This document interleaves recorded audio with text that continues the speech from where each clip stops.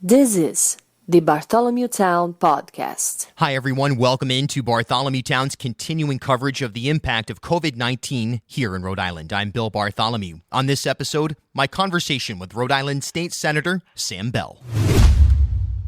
Senator Sam Bell, thanks so much for hopping on here in the week 3, it seems. I don't even know where we're at in the timeline at this point of this adventure a lot of us are on. Yeah. Let's speak about the Senate specifically. Right. The Assembly's not meeting right now. Mm-hmm. There's obviously some major issues to address here in the immediate sense, emergency relief sense, and then obviously oversight and stuff as well. So if you can kind of break down your perspective on why the General Assembly isn't meeting and your opinion, it seems like they should be meeting. Well, I think that we need to take emergency action that I don't see how it can happen constitutionally without the General Assembly meeting. I mean, I think the number one crisis that needs to be addressed is the public health crisis. Right now, Lifespan, the corporation that owns Rhode Island Hospital, has announced furloughs and layoffs. I'm hearing that other hospitals are doing the same because we have eviscerated our funding for healthcare through brutal Medicaid cuts. Our hospitals are facing massive financial crisis, and they have always wanted to dump all the pain on the workers. And so a result of that is that we are gutting our healthcare system right as we need it most. Most states are staffing up right now. We're staffing down, and I think that is preposterous and incredibly risky. We need everyone doing their best to combat what's going to hit us in probably only a couple of days. We're starting to see the really big wave now, and it's going to be brutal. It's going to be awful.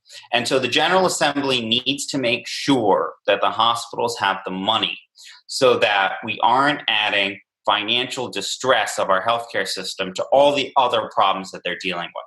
The last thing they need to be dealing with right now is financial distress. There are supply chain issues about getting masks, and money isn't going to solve everything, but financial distress makes it worse. And forcing our hospitals to deal with this crisis under financial distress is incredibly reckless, and people who think that that's an okay public policy decision, I think, are jeopardizing the health of this state. And I think it is horrendous that we're allowing this to go on.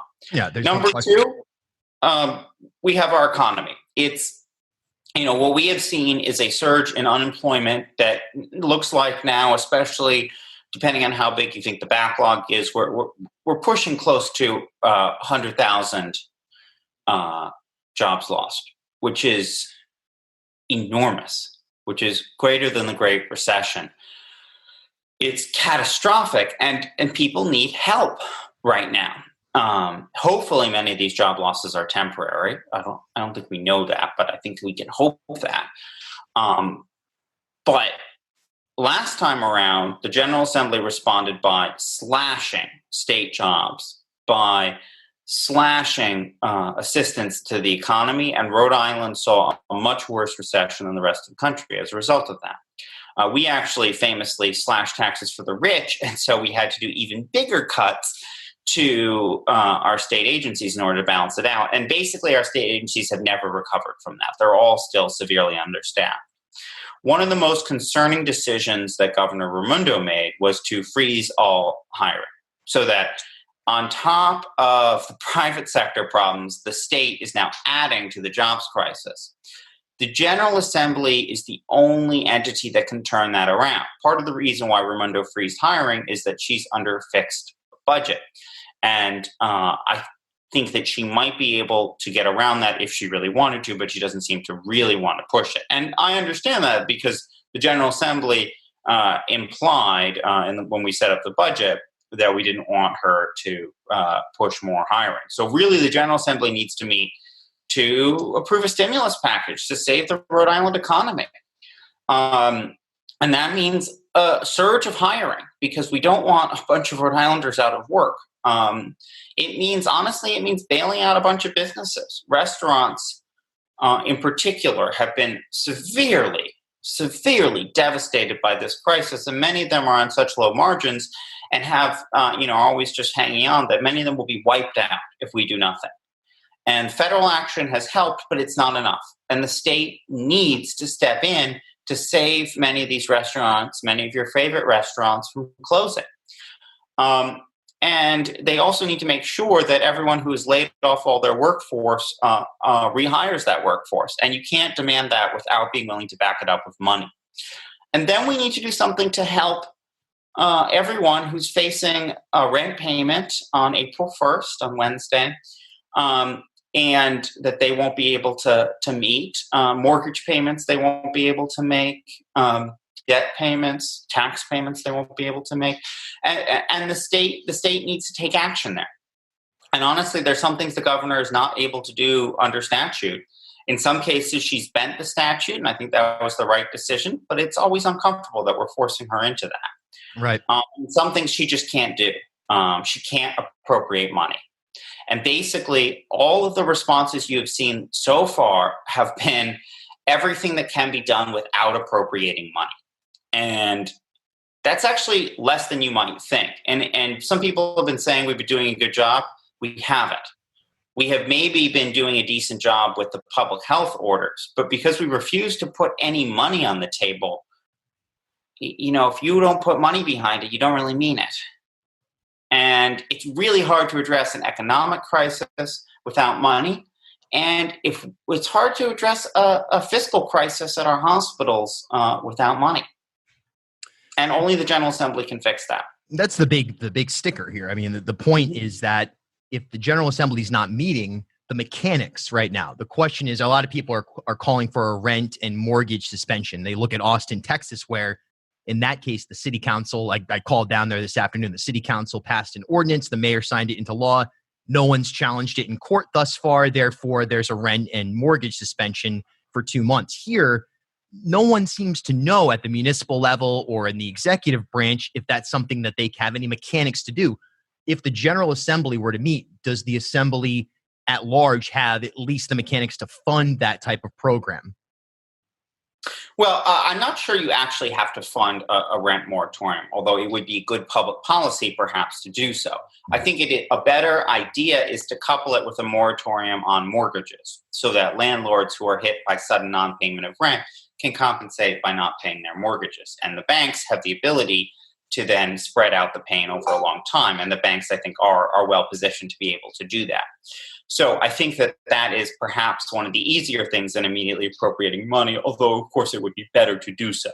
The one caveat I have is that actually the governor is sitting on one important power that she's refused to use. And I think that when we've watched this crisis, it's really revealed which agency directors really care and which ones don't. We have seen Director Nicole Alexander-Scott go above and beyond to push for strong and needed public health measures. And I really give her a lot of credit for that. We've seen a lot of the new reformers at the Executive Office of Human Services, such as Director Hawkins, Acting Director Schaffer, Secretary Jones, Acting Director Ling, who have taken important actions to expand SNAP payments, postpone the Medicaid purge, and reopen HealthSource Rhode Island for open enrollment.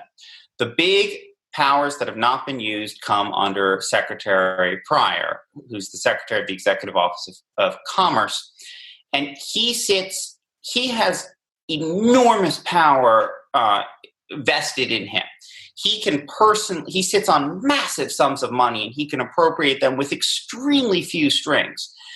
And he has refused to issue any kind of economic bailout. His programs are designed as business bailouts and not for workers, but he can definitely apply strings so he can bail out a business and say they have to rehire their workers. And that's fully within his power. He has refused to use any of his programs to do so. I think I don't understand why. The only reason I can come up with is that he just doesn't care about small businesses, and it's mostly small businesses that are affected. A lot of people pretend they care about small businesses. And I think, this crisis has really revealed that Pryor, Raimondo, Mattiello, and Senate President Ruggiero, who all claim they care about small businesses, don't seem to actually be all that upset about the worst devastation that the small business economy in Rhode Island has seen in a very, very, very long time, probably since the war, World War II, or possibly since the Great Depression. And they really don't seem to see it as a crisis that requires immediate action. I'm not seeing any talk of any action.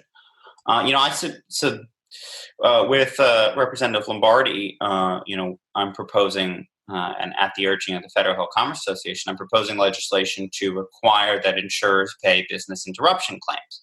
Many of them have been choosing to not pay business interruption claims, and many restaurants actually have business interruption insurance.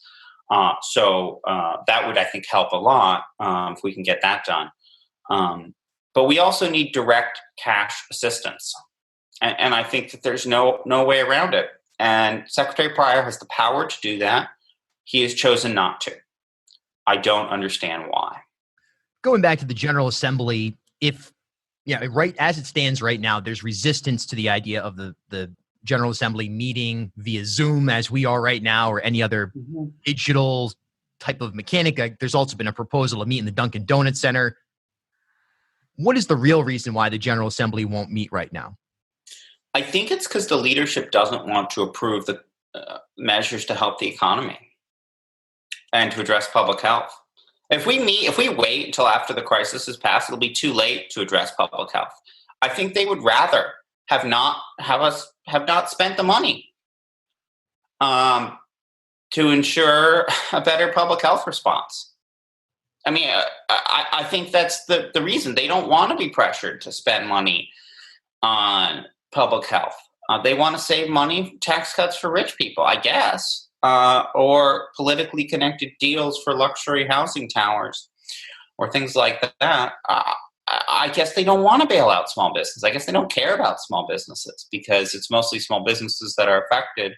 I'm sure they'll be under pressure to do something for small businesses when we come back, but it may be too late, and many of them may have gone under, which may save the General Assembly money. I don't know.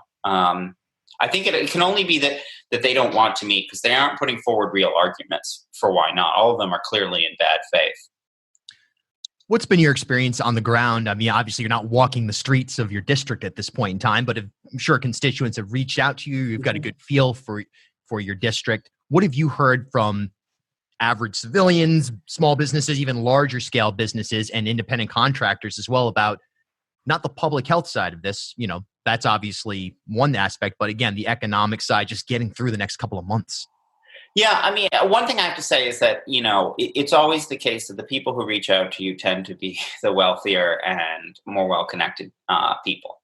What I've heard from families struggling, my district is really awful. I do hear more from business owners. And what I've heard is that it's really, really tough right now, especially in the restaurant industry. And there are a lot of really wonderful restaurants in Mount Pleasant and Federal Hill and Olneyville in the neighborhoods I represent. And, it's an important part of the local industry here. And some of Rhode Islanders' favorite restaurants are on Federal Hill or in Mount Pleasant or in Olneyville. And a lot of them may go under. I'm hearing that many of them may go bankrupt. I think that's a disgrace. I think it's a failure of leadership that we're allowing that to happen. And it's not just my district. I think it's all across Rhode Island that we're seeing this happen. And I think it's a disgrace. I really do. I think it's wrong. What would you say, from your perspective, are the critical next steps looking at public health, looking at economic responsibility in terms of just the average person getting through the next few months, and looking big picture in preserving Rhode Island or saving Rhode Island, however you want to put it? What should be done right now? I mean, some people are calling for the borders to be closed. Some have been calling for that weeks ago. extreme measures or just practical steps that Senator Sam Bell, if somehow you became, the person in charge of Rhode Island right now single-handedly, what would you do? Well, I think the governor, if we're not going to meet as a General Assembly, the governor needs to break the law and take actions that she can't really do legally. So the governor needs to increase the Medicaid reimbursement rate. She has done that illegally in the past when it was absolutely necessary for addressing issues around medical transportation. MTM and that whole fiasco also is that the situation you're referring to, the MTM transportation? It is my understanding that I believe, and Patrick Tighe, who's someone who's very, very opposed to Medicaid program, I think really believed in decimating and dismantling Medicaid. He was an insurance company executive. It's sort of putting the fox in charge of the chicken coop. It's kind of insane that he was ever confirmed.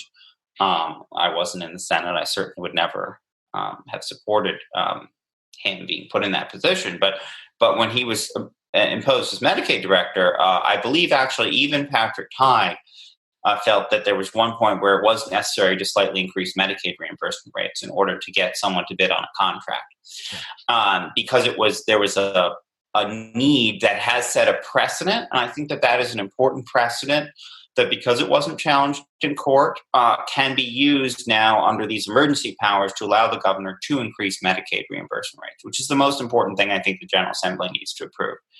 I'm not sure that would meet under a strict analysis of the of her actual powers, and I would rather it come through the General Assembly approving it. But if we're not going to meet, she has to do it. She has to do it, because if we're forcing our hospitals to go through this under financial distress, it is going to make the problem catastrophically worse. So that's number one. One thing that she definitely has the power to do is that she controls the payment models. And so she can, without increasing the reimbursement rate, she can make the payment models much, much more favorable, including the downside risk adjustment. And the way that the downside risk is handled, which is quite complicated, but actually the governor has massive authority under the Health System Transformation Project. And I think that there may be creative ways that she can get this done, possibly skirting the law only a little bit. But it has to happen. We need to make this happen. And one of the strings that has to be attached to that is that the hospitals have to hire back every worker they furloughed or laid off. They have to do it, or move for part-time.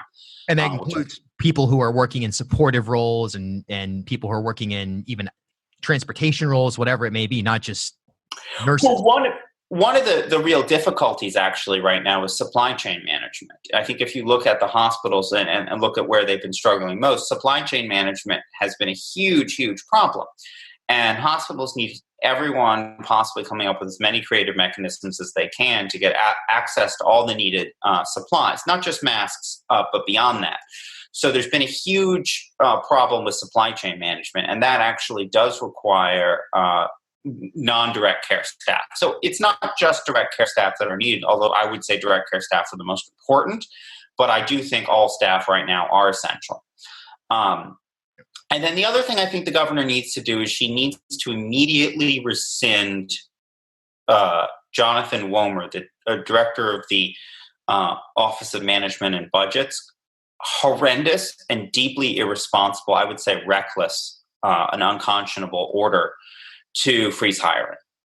The idea that the public sector should freeze hiring during a jobs crisis and add a loss of public sector jobs to private sector jobs, and that's going to be okay for the job market, is deeply reckless. And we need to unleash public sector jobs to address the massive sudden shortage of private sector jobs.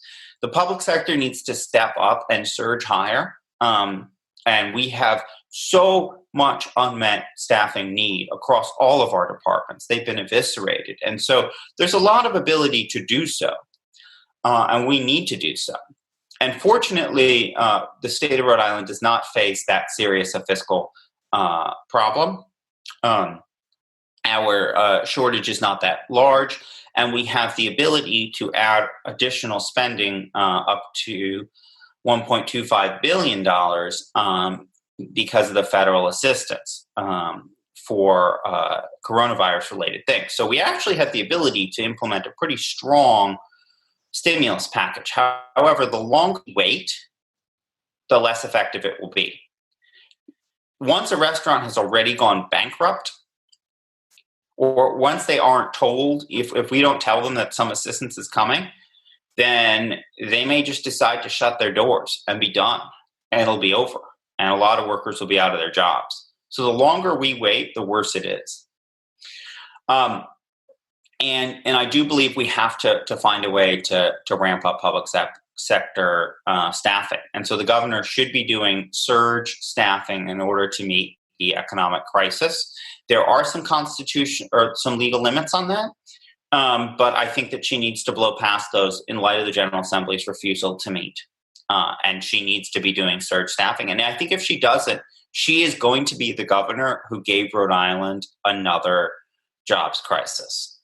And I don't think that she wants to be that governor. I think that if you look at, what motivates her, I really believe that she wants Rhode Island to have a strong jobs market, and that's one of her top priorities.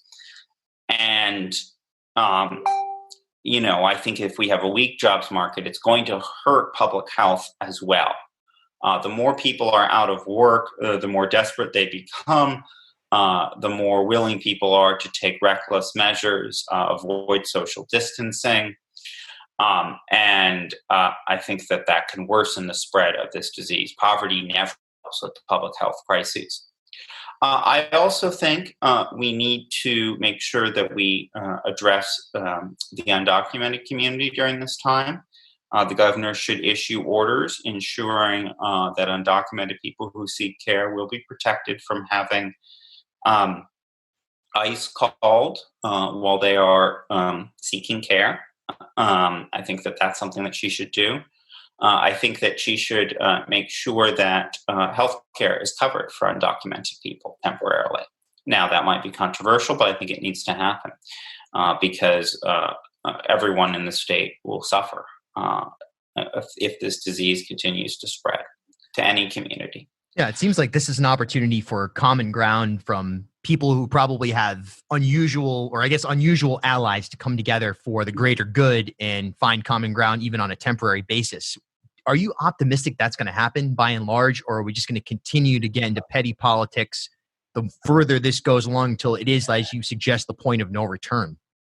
I am surprised. I actually thought that the General Assembly leadership, whom I disagree with on policy grounds and ethics grounds, shared a basic concern for the Rhode Island economy and a basic concern for human life. And I guess that's not true. But that surprises me, I have to say. I had thought that the leadership actually cared about the state economy and might disagree with me about how to help the state economy. But to see them think that they have no responsibility whatsoever to show any leadership, to do anything except for probably unconstitutional but totally necessary cash flow line of credit. Not that the line of credit is unconstitutional, the mechanism they use to obtain it. It's very surprising to me. It really is. I thought I'd be arguing with them about, their bailout version not doing enough to ensure that the funds flow to workers, that it mostly flowed to businesses and might line business owners' pockets, and it might not do enough to actually help workers. I thought I'd be arguing with them about not appropriating enough money to public health, not taking it seriously enough, not funding that on the scale of the crisis. But I actually didn't think that I would have to debate the point about we actually have to put money behind our efforts to stop this disease and make sure that our frontline healthcare workers are getting adequately funded, or at least getting some additional funding. I'm kind of surprised that they don't seem to think that that's necessary. I am truly blown away, though, that they seem to not care about the damage to the business community. Because if you sit in the deal with the General Assembly, that's all they talk about. They just talk endlessly about how they're all about helping the business community, and they pretend it's all about helping small business. They use that buzzword all the time. But when actual small businesses are facing this crisis, they seem to just not care. And honestly, that surprised me. I didn't think that it was so disingenuous that they really had no caring about the business community. I'm kind of flabbergasted, to be honest. I really thought that they would move heaven and earth to try and save these businesses. But I guess not. I guess they just don't care. And that really surprises me. Last question, your own situation right now, what are you doing to stay, not ultimately super bored, but ultimately, not get obsessed with the news, whatever it is, it's a balancing act. How are you doing it? Well, I try, I always, it's hard because I'm bombarded with constituent contact and emails and messages and calls, and people are worried and they want us to take action. And I've been doing my best to try and make the case for it. I don't know what's going to happen. I'm worried on a scale that I haven't been before about what we're doing. Most of what, the stakes have been relatively low. We've been arguing about for reform of the State House and to slow down really bad policy. But the stakes haven't been this high. And the damage to Rhode Island from poor government hasn't been as large as it is now. And I'm really worried that what I'm watching happen right now is us walk into a public health crisis that's bigger than it needs to be.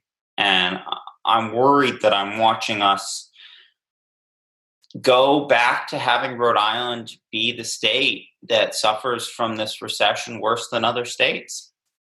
And that the decisions being made right now to do nothing for our jobs market and to actively make it worse by freezing state hiring and cutting off public sector jobs from the jobs market,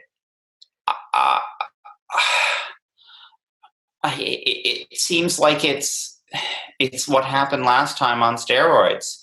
And God only knows what the General Assembly is cooking, the leadership is cooking up to do with this budget, if we even do a budget. Yeah. Do you think we're going to have any kind of session going forward? Is this year going to happen at all in terms of the General Assembly calendar? I mean, are we going to be done in June and maybe you guys meet for a week or something like that and get nothing done? Or do you think there'll be an extended session? Is that even on the table? I have to believe that the leadership is going to want to ram through everything they want to ram through, right? Every year they want to ram through a bunch of bills to appease a bunch of special interests. I think we're going to come back. We're going to do a horrific budget. We're just going to ram it through. And they're going to pass a bunch of terrible legislation to hurt the state and just beat the hell out of the Rhode Island economy. Maybe they'll try and do something to help the economy. I don't know. But if they plan on it, why it seems odd that they wouldn't have announced it, right? It seems right. Like the attitude is like, let Rhode Island's economy die. Like, Rhode Island is not too big to fail. Let every business that's gone out of business because of this just bolt. And that seems to be the attitude. If it's not, why hasn't the leadership come out and said, like, we're not going to let your businesses fall apart? Like, we're not going to let you go bankrupt because, you weren't able to make your rent payments because you suddenly lost your job. Like, if they intend to do something to help family budgets and help save businesses from collapsing, the evidence right now points that they just don't want to. And just want to let this all happen and just let the state economy collapse, which is a really cold and cruel and vicious and mean-spirited way to look at it when people are suffering like this. It's really unconscionable. And, as much as I've been critical of the leadership before, I just didn't think that was in them. I didn't think that level of caring, the lack of care, was there. I really thought that actually they cared. If nothing else, they cared about the business community, but I guess not. So maybe it's just like we're just going to cut spending, and we're going to use this as an excuse to gut social services and beat up the economy even more, I guess. I hope not. Same here. Hopefully we can get things on track ASAP and get the General Assembly in session like this week or next week somehow. I mean, that would be the... Yeah, we should meet remotely. I mean, people may come up with procedural arguments for why we need some kind of in-person thing. I don't think that's a good idea. I think that would not be modeling good behavior for the state as a whole. I do think that the General Assembly is obviously a smaller percentage of the state than everyone else, but I feel like it would send a really bad message if the General Assembly meets in person, and would encourage people to ignore social distancing, which would not be good. So I really think we should model good behavior and move to remote work. I also think that the governor needs to do a better job of getting the actual executive branch onto remote work. And there are lots of areas of the executive branch that are totally not in remote work, and they can be. And there are certain agency directors, and they know who they are, have been doing an abysmal job and have shown an extraordinary lack of leadership and creativity in getting to work from home. And so that has not been covered very much, but I've heard a number of concerns about it in various departments, and people need to do a better job. Senator Sam Bell, ladies and gentlemen, there he is. Reach out. You can probably find him on any social media outlet. Maybe. Are you on Instagram? I just made an Instagram 2 days ago. I haven't posted anything to it. I made it to follow my wife's Instagram. Gotcha. I haven't, so it's not a good, I wouldn't go to my Instagram and expect, I still haven't figured out exactly how it works. So, gotcha. But I'm definitely, you can give any of my constituents can reach out to me over the phone, 680-0725, or via email. My email's on my website, or via Facebook or Twitter or however. So I'm very happy to hear from constituents. It's always very important, and I'm very much encourage that.